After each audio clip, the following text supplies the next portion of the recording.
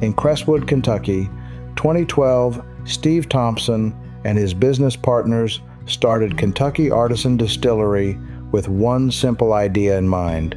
When we started working together with KAD, specifically Steve Thompson, if there were anything that was out of the ordinary, he was going to find a way to make it work. His idea was to distill and bring to life other people's dreams. Steve didn't just build a distillery, he built a team. And he eventually trusted Jade Peterson to help carry it forward. Steve identified him right from the start as somebody that he could throw as many projects on, and Jade would figure out a way to make it happen. He just was the first one here. He was the last one to leave, asked questions, was inquisitive, wasn't afraid of hard work, wasn't afraid to get dirty, wasn't afraid to roll the 500-pound barrels or drive the truck or drive the tractor. Jade's been there. Like, distilling was a second career start for him. He kind of restarted himself. He started in bottling and worked his way up to master distiller there at KAD. The TTB sets this standard. Okay, well, that means we can be better. This is going to be our standard. Why settle for what the standard is? You can always do better, be better. That's his fingerprint.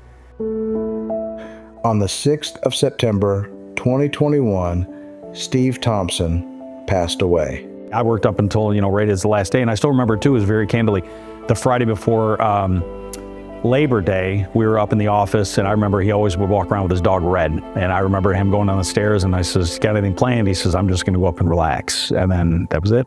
I never got to meet Steve Thompson, but I heard so much about his reputation, who he was. I would often go around, especially when I was on my own, doing things like, what would Steve Thompson do?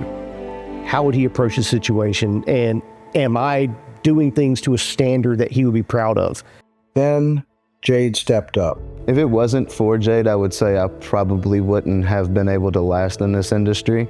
His ability to recognize talent, kind of like his mentor did, Steve Thompson, and be able to push his talent to be as best as they can be, is a refreshing thing, because not everybody cares in this industry if you achieve what you want. He's more understanding. Like, he understands you're gonna make mistakes. And as long as you learn from him, you're gonna do good. We were sourcing and bringing these different flavors together. His palate was instrumental. From different brands, and we're not tagged on those. We don't get the promotional side of it, but it is pretty neat to see when the World Whiskey Awards come out and a whiskey that you supplied to a different brand, won top 10, top 5, top 3. We're super proud of it, but our name's not always attached directly to those. For years, his fingerprints were everywhere, but his name wasn't. I really wanted to make sure that I put the distillery first, and I felt, 10 years here, never left, never, even really took another job offer seriously, continued to put company first. So then I kind of started developing Trackside, and it really clicked. Like, that barrier to entry for me was different. Now I've got the 10 years, now I have the whiskey, now I have a co-packing place where I work every day. I've just launched a brand, now I know how to go through those steps. So a lot of those things that I never had done before, I really just tried to use that as kind of a springboard to position myself for it. And after 10, 11 years in the industry, I thought, hey, sooner or later, you've got to give it a shot if that's what you really want to do. He brought the idea to me, and in just conversations over probably several beers or several whiskey, I said that would be fun to do, and then that's kind of really where we left it. And then Jade says, okay, I'm ready to go. And I said, okay, I'm ready to go too. So we just kind of jumped in with both feet. Trackside wasn't rebellion. It wasn't departure. It was proof. Proof that Jade could build something with his name on it. But even then, there was something that still lingered. When I was working in the back and we were doing interviews, people were coming in and filming, or we were getting invites to go places. There was a lot of people that would be like, no, not him, he's just a distiller.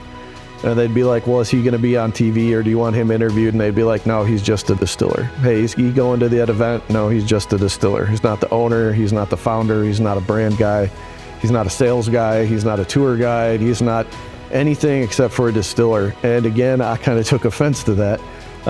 It worked my ass off, and now it's probably the thing I'm most proud of, is that I'm still just a distiller. Like, I'm still wearing boots and jeans. Like, I still love that part of the industry the most. He may have started off at the bottom, but today, Jade Peterson is more than a master distiller, more than a brand builder, more than a founder. He's exactly what he always was,